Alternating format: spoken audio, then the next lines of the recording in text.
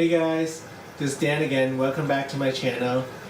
So yesterday I put in the protein skimmer and I'm giving you an update of what it looks like today.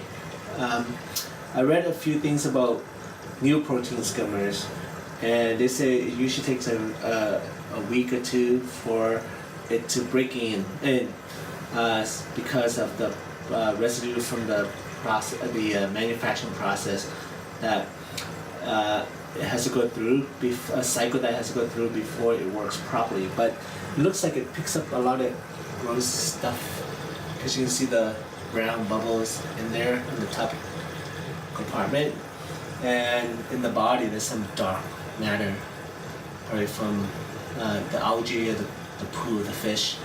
And also when I was reading about how to contain my algae problem, they said to add more aeration to the tank.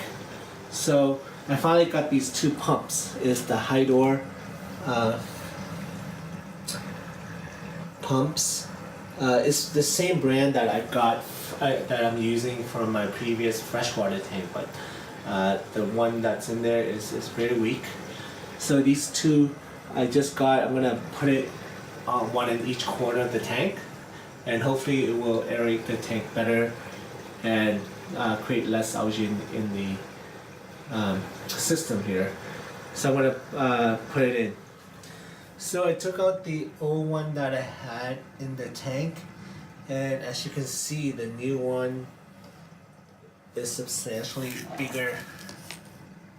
So hopefully it does a better job than the old one. I'm gonna have two of them as well. So hopefully my tank will be really efficient after adding these two wave maker pumps in to aerate the tank. So I'm going to add it into the tank. So I just put in the pump.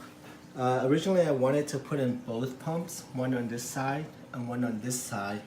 But after putting both of them in and turning on the pump, the current was so powerful, it was making everything floating around, and the fish was struggling to swim against the current. So I decided to take one of them out. So I took one of the new ones out and I put back the small one.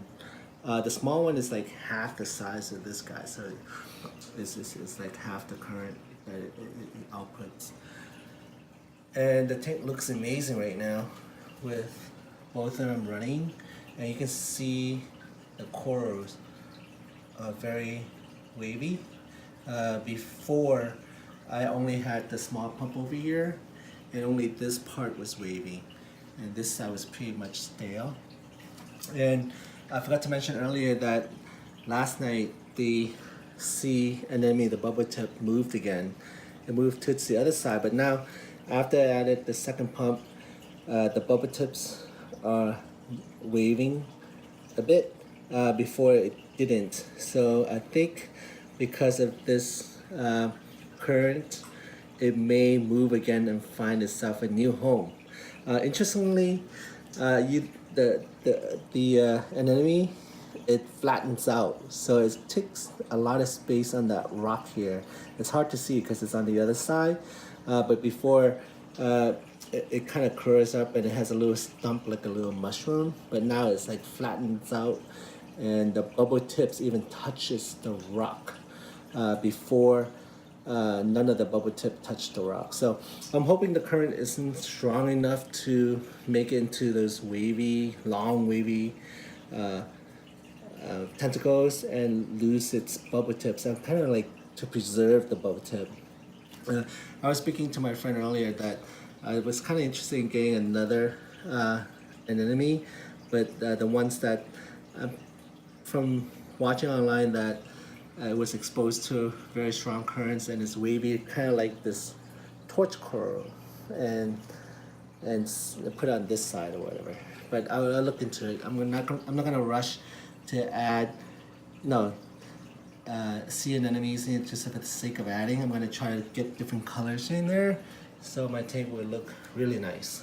So hopefully this sea anemone will stay strong and split, and I have more of it I'm looking into other colors as well. So there you go. So I guess the lesson today is not to add two powerful power heads. One is sufficient.